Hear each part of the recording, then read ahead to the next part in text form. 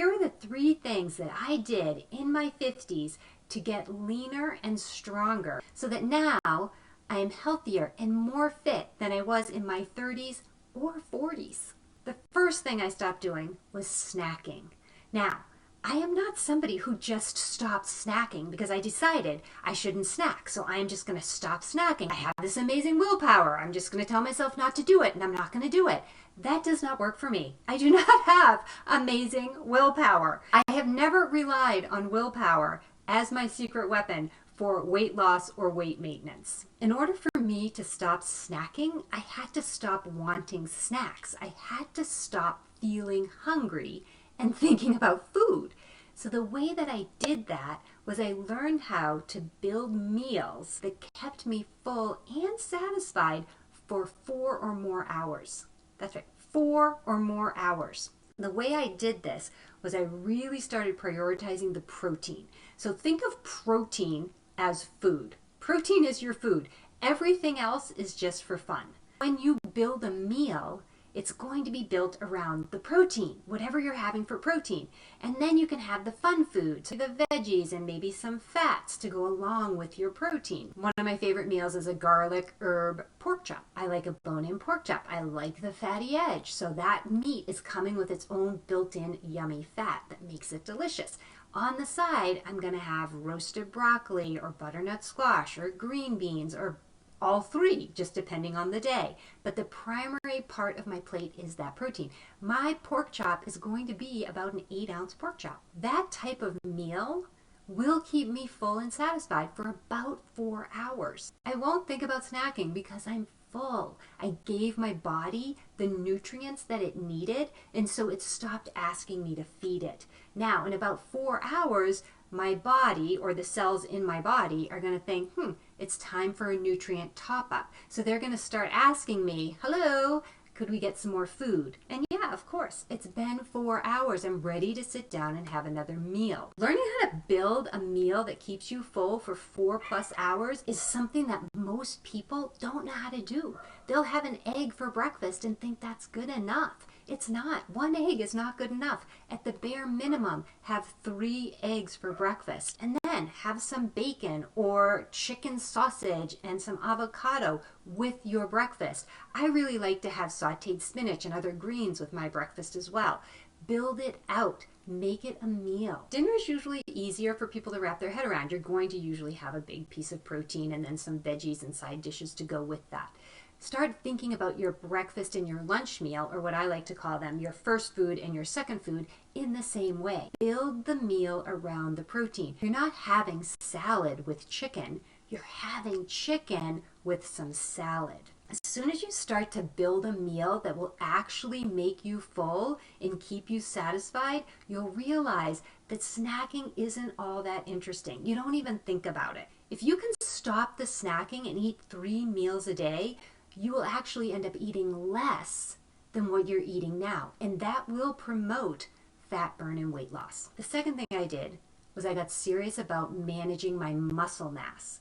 When I was younger, I used to lift weights. When I was in college, I loved to lift weights. Somewhere along the way, the weights dropped off and I just stopped doing it. So when I hit 50, I thought, no, I used to love to lift weights. I want to lift weights. That's exercise that I actually enjoy doing. I want to do that. I joined a gym, I got a trainer, and I started lifting weights again. Eating protein-rich meals and lifting weights really accelerates fat burn. It also allows you to build muscle at the same time if you're eating enough. So movement was a big deal. It wasn't just the weights. So I was lifting weights 3, maybe 4 times a week, more like 3 times a week for 30 minutes, at the outside 45 minutes, but probably about 30 minutes. That's it. And then on off days or good weather days, I'd try to get outside and go for a walk, 20 minutes to an hour, depending on what kind of time I had. But I'm definitely a fair weather walker, so it wasn't like I was out there walking every day. No, if it was nice out, then I'd go for a walk. So that was the movement portion of what I've been doing in my 50s. The final thing that I did was I got very protective of my sleep. I wanted to feel rested when I woke up in the morning.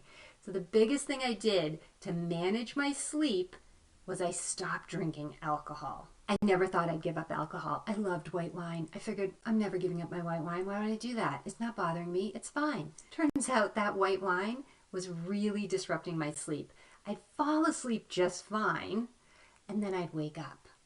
I'd have a blood sugar crash from the wine, and that would wake me up, and then I'd have a hard time falling back to sleep. I'd toss and I'd turn. I'd notice that I was feeling kind of sweaty, and then that was uncomfortable. This went on for years before I finally admitted, I wonder if I stopped drinking the wine, if I would sleep better. And it just came to a point. It was actually COVID time, and I looked at my husband and I said, listen, I'm either going to start drinking a lot more or I'm going to have to drink nothing. And I decided I was going to try the nothing option since I hadn't done that before. And it worked out really well. There was a transition. I mean, there was some discomfort for the first couple of weeks, thinking, around 5 o'clock, going, ooh, kind of antsy because I wanted to have my glass of wine, or let's be realistic, 2 to 3 glasses of wine. And so, I just sat with that. I understood what was going on. Before long, that discomfort just went away.